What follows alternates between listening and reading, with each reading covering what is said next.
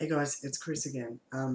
So leading on from my last video, I just wanted to make another one, just talking about some of the mental changes that I've experienced in the last 6 to 9 months. I think it's important to talk about this stuff because it's easy sometimes for it to get missed, and people a lot of the time just focus on the physical. So yeah, a couple of things before I start. The first is what I'm talking about here is just my experience. It's not necessarily anybody else's. And the second thing is, although I think that some of these changes I'm about to talk about are related to the hormones itself, or even due to um, once you start in the hormone treatment, you start to sort of socialize, I think, naturally into becoming a male in society by the way that you feel, but also by the way that others treat you. You learn about all these social expectations of males and that sort of thing, and so those things could also, just by itself, could be making these changes within me.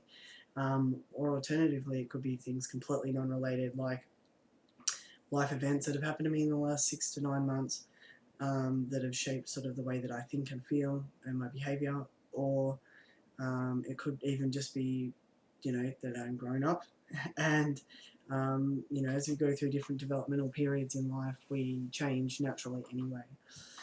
So yeah, these things I'm about to mention, I do think are likely somehow related to my transition, but not necessarily at the same time. So I want to start off by talking about identity. At the start of my transition, I had a big issue with figuring out who I was and being stuck in this black and white label of what a male is and how a male should behave and everything like that, and how a male should think. I was very, very stuck on that pre-T, and then for the first maybe 6 months of T, I was pretty caught up in it still a fair bit, and I guess over the last even maybe 6 months to the last year, it started to sort of, I've had more confidence in just being who I am and not worrying too much about fitting into some sort of stereotype. Um, so yeah, accepting your own identity, however you identify in your transition, whether that's as trans, you want to be seen as a biological male, you want to be seen as some sort of form of genderqueer, whatever. Self-acceptance of that and realizing who you are and being okay with it, I think, is just the most important thing. So yeah. On that as well, I think there's a lot of insecurities that you can end up going through as you go through the transition. And at the beginning, there's a lot of insecurities, like, with muscle, with hair, with voice, especially voice for me, it was a big one.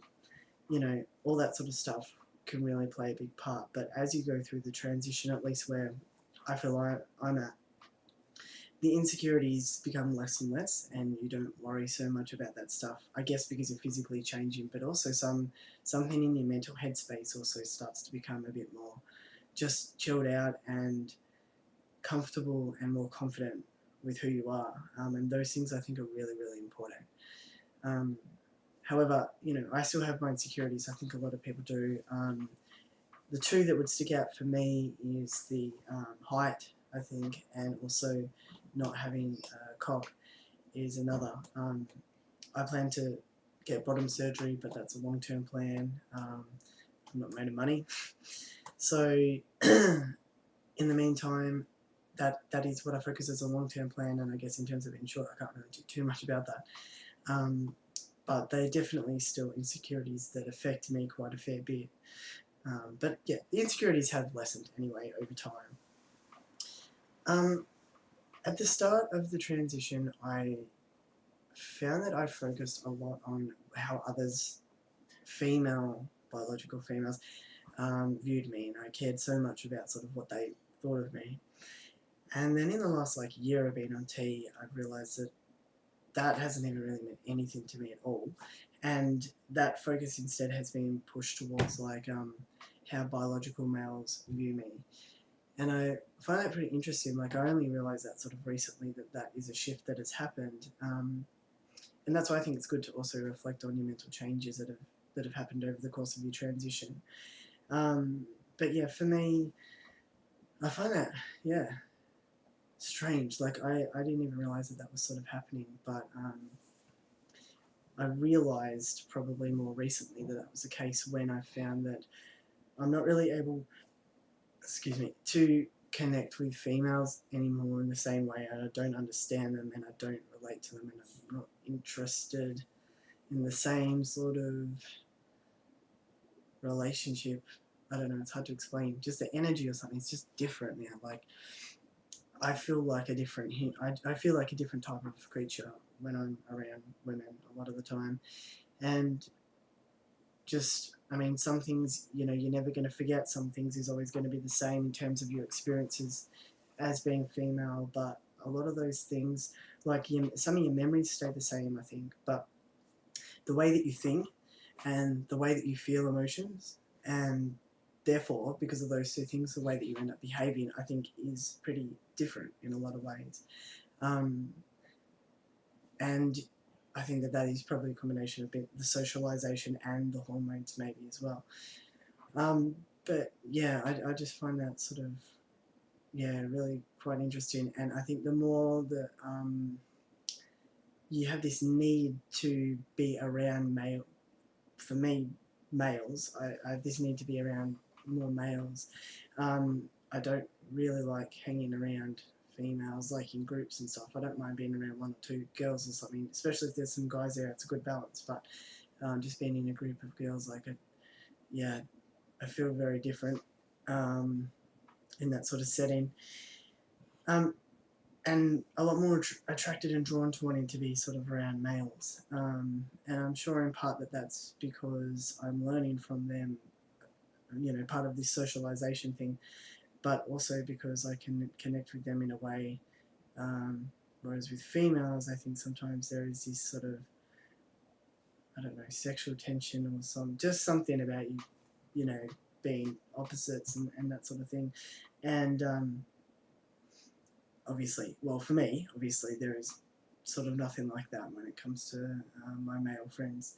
So, yeah, that was something that I find pretty sort of strange. I didn't expect that that would start to happen. I didn't think I'd really be drawn more to males or females in terms of friends. I thought, you know, a person is a person, which they are at the end of the day. But yeah, I just don't like being around girls all the time anymore.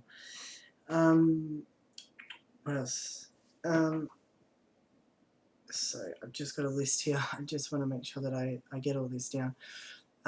Yeah, so for me, a couple, in terms of emotions, I guess, I definitely feel anger in a way that is different to how I did before, but I think if I'm in a situation and there's some sort of aggressive situation, I mean, depending what, everyone has their own role in sort of thing, I guess, but you know, I don't get really scared anymore of fights or violence and stuff like that. Definitely nowhere near like I used to. Like I would get very anxious and sort of stand away and not want anything to do with it, and not, you know. Whereas now I don't. I don't know. It just doesn't even affect me the same way. My level of anxiety at the time doesn't bother me. I don't have the same. I think I have less fear than what I used to, which I don't know.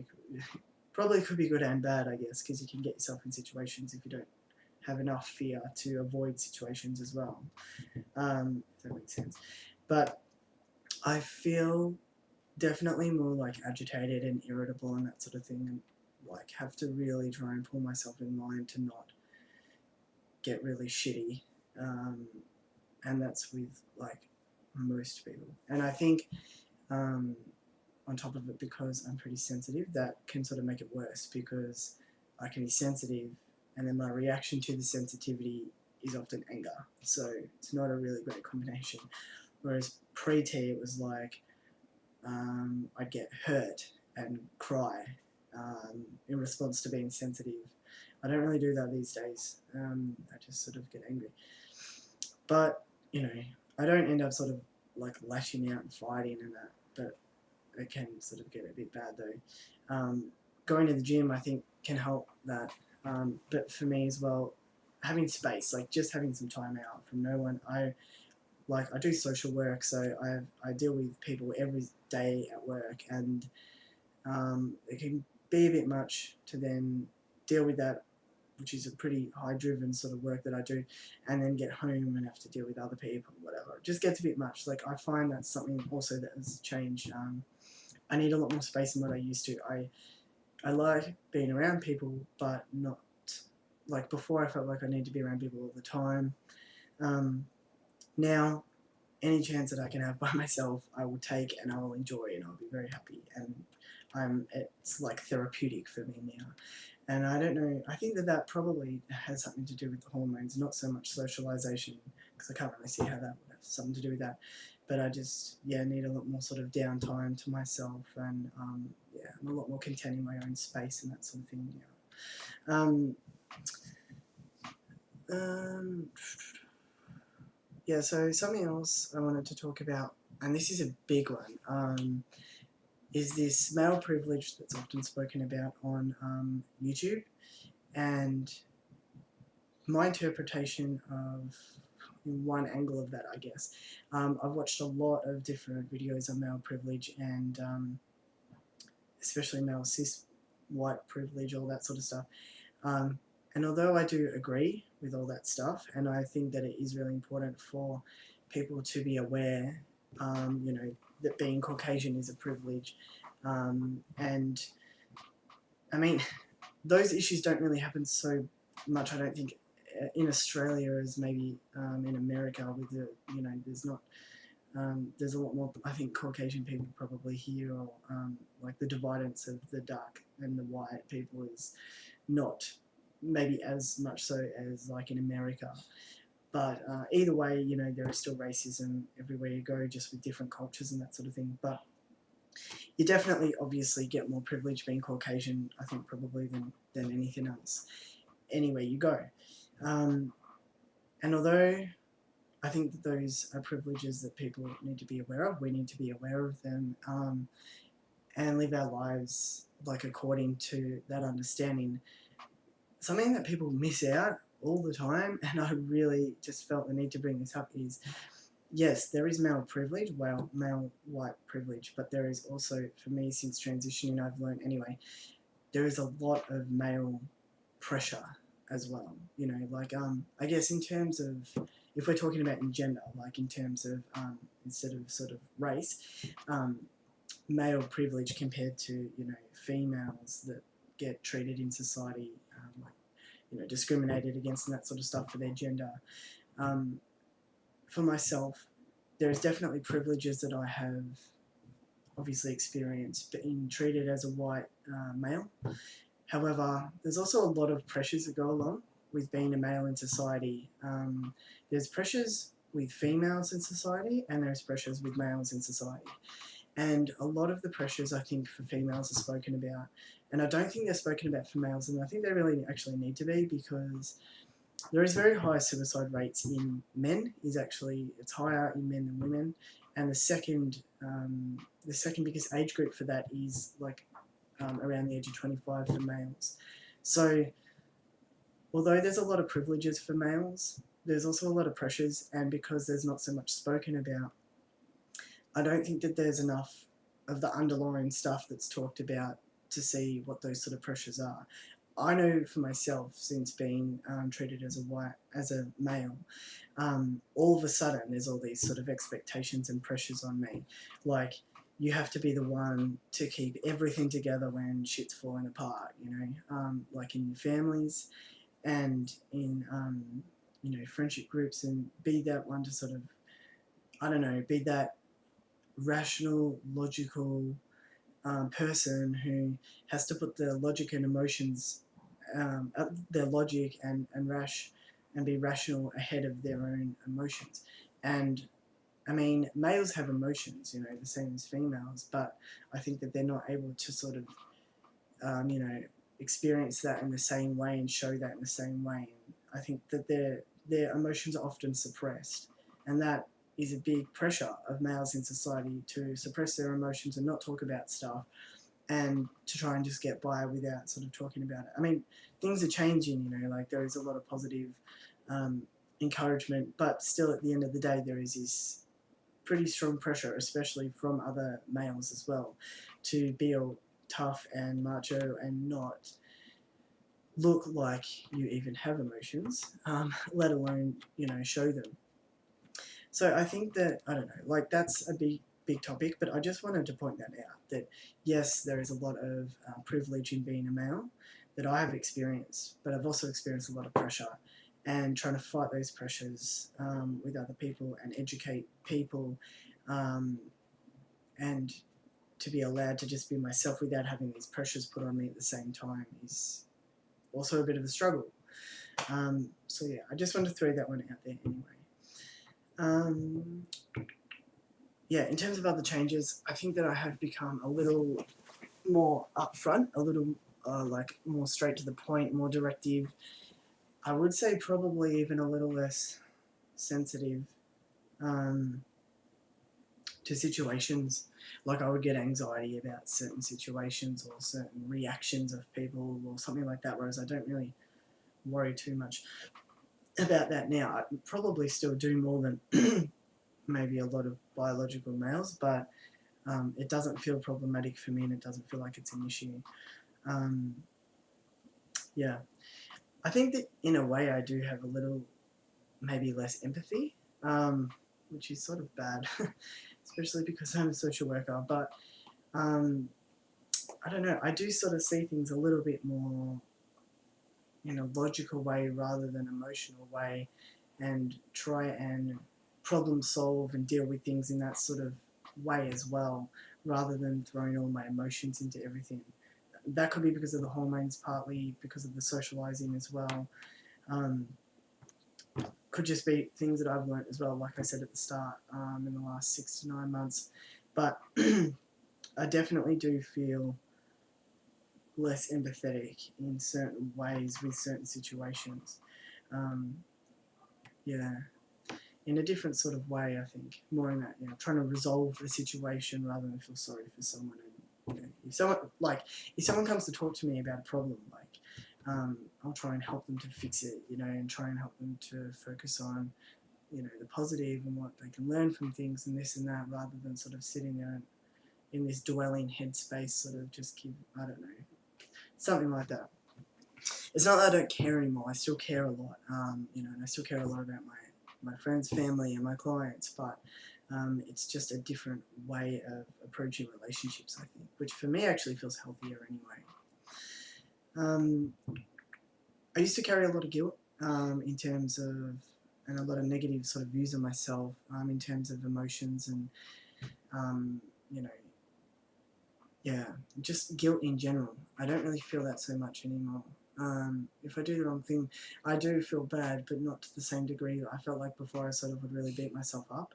I think a lot of these things sort of sound bad. I mean, like not being as empathetic, not feeling so much guilt and that sort of stuff. But when you had it to the level that I did, which was really self-sabotage sort of stuff, it's actually really, really unhealthy for yourself and for your relationships. So for me, I feel a lot more balanced than what I did before, feeling, you know, still feeling guilt, still feeling empathetic, but not to the level where it was really affected me before. And yeah, just becoming more confident over time and that sort of stuff. And in hand with that, like I don't really feel depression or anxiety like I used to a fair bit. Yeah, that sort of stuff has like gone down a fair bit as well. I think testosterone naturally gives you more energy, so it gives you more energy, therefore more motivation. You're able to do more stuff rather than sort of sit around, and that in itself makes me feel better anyway. So yeah, yeah, basic sort of stuff like multitasking and being able to do sort of male-orientated tasks. I'm better at doing that sort of stuff now and not good at multitasking at all.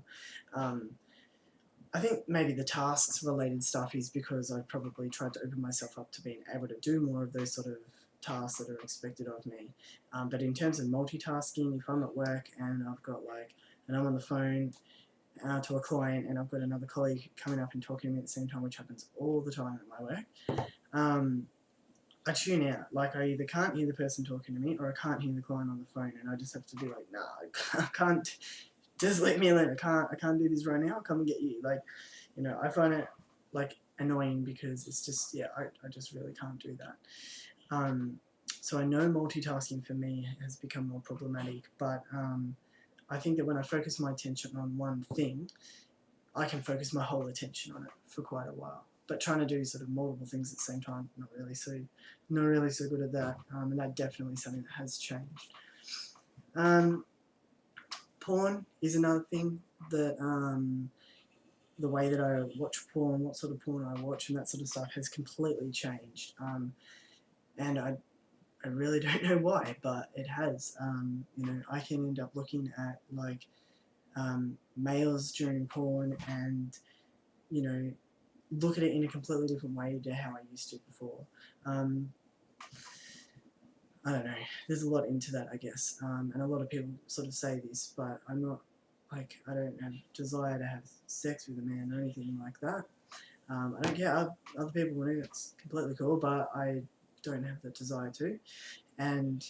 But I don't know, maybe it's just because I feel like I can relate more with that now than what I could before.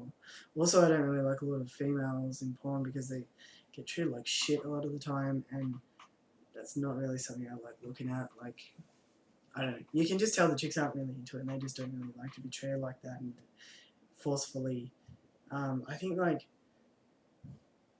like dominance in porn can be really attractive, but I think that aggressiveness and that violent sort of way is not cool. Like it's not cool for me. It's not something I like. It's not something that does anything for me. It just makes me feel like shit for the chick. And yeah, so yeah, I find that pretty interesting. The way that you see porn and what sort of porn you watch can often change, as well as like music. I often feel like maybe pre-T I felt like soothed or something by like, you know, some female music artists, and now I can feel that same sort of like soothing from a male artist, and prefer often most of the time now I'll listen to male artists unless they're really exceptional like female artists. But anything that's like pop related or any of those girly songs, like that sounds really, really different to my ears now. It's strange. Like pre-T, I didn't really care about it, could pop along to it, whatever. And now it actually irritates the shit out of me. Like I can't stand listening to it. It's like watching one of those like really crappy ads that you just can't handle on the television. And that's what I don't like about that sort of music. Absolutely hate it. Yeah. Anyway, so this video has gone on for quite a while anyway, so I'll leave it at that. But that's just some things that I have thought about that has, changed for me mentally and in my behaviour, I guess, in the last 6 to 9 months. So, yeah, if you guys have any questions, let me know. Sorry this went on for so long. And, yeah, I will speak with you guys soon. See ya.